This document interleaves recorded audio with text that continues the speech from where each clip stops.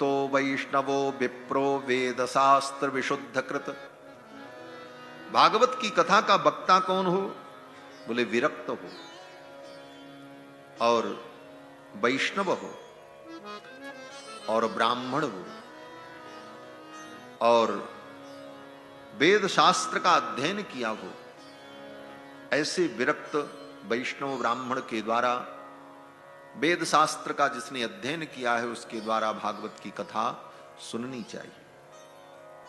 आजकल तो भागवत कथा की मर्यादा कौन कहे, अब तो व्यास की मर्यादा भी बिगड़ने लगी।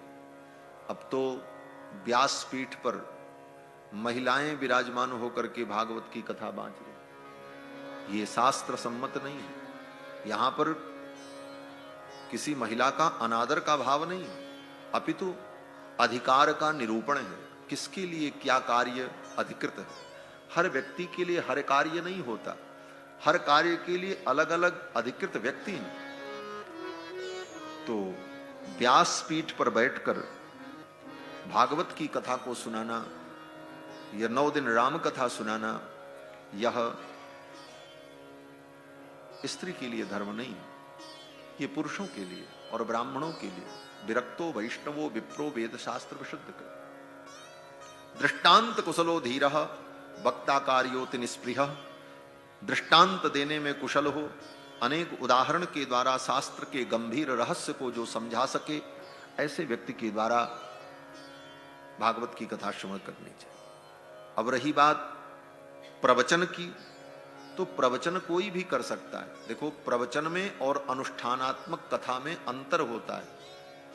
7 दिनों तक, 9 दिनों तक व्यास पीठ पर विधिवत ग्रंथ का पूजन करके, भगवान का पूजन करके, व्यास का पूजन करके, संकल्प पूर्वक व्यास का वर्ण करके जो कथा सुनी जाती है, ये अनुष्ठानात्मक कथा है। इस कथा के लिए जो शास्त्र सम्मत वक्ता है वैसा ही वक्ता होना चाहिए। और बाकी प्रवचन, बोले प्रवचन जो है ज्ञान विज्ञान, वह कोई व्यक्ति सुना सकता है जिसको रामायण का ज्ञान है, जिसको गीता का ज्ञान है, जिसने संतों की वाणी सुनी है, तो वह भी सभा के मध्य में लोगों के बीच में अपनी बात रखे, भगवान की चर्चा सुनावे,